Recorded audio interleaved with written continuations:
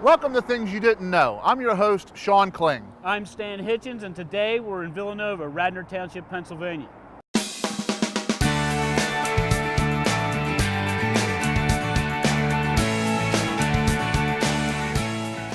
We're at the old Radnor Quaker Meeting House in Villanova, Pennsylvania, which is celebrating its 300th anniversary this year. This set of steps is the original set of steps that went into the building. People would come up with their horse-drawn wagons, park their wagons next to it, and unload to go into the church. The ground where this historic meeting house now stands was originally sold to Welsh Quakers in Radnorshire, Wales by William Penn. The first settlement of Quakers happened here in what was to become known as Radnor around 1682.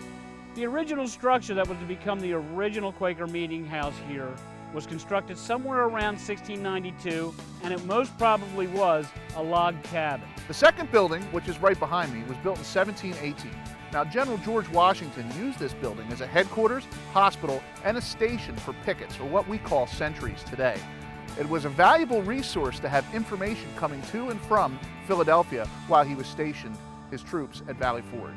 Because of the valuable help in keeping track of the British movements throughout the region in Delaware County, from Matson Ford on the Schuylkill to the important center cities of Chester and Darby down by the Delaware River, and the trustworthy help that these Quakers provided for Washington, Washington learned to trust the Quakers and realized that Quakers also were patriots and trustworthy. Before that, Washington thought that the Quakers were Tory sympathizers. Adjacent to the church is the ice house. Now, not the type of ice house you're thinking about. We didn't store food in here, and there definitely wasn't a hockey team. Instead, this is where we kept people that had passed away, kind of like a morgue.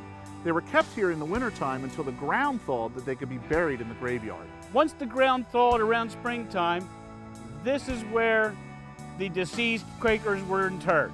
As you can see, I'm standing in the graveyard of this meeting house, and you can see the characteristic rounded stones that you'll notice in most meeting house graveyards. However, in early times, the Quakers didn't use rounded stones. They just left a mound of soil over the grave. And because of that, the Quakers that worship here today are not exactly sure how many souls are interred here in Radnor. In the far section, there are stones so old that they can't even read the names on them. So here we are, in front of this beautiful little piece of history hiding in plain sight.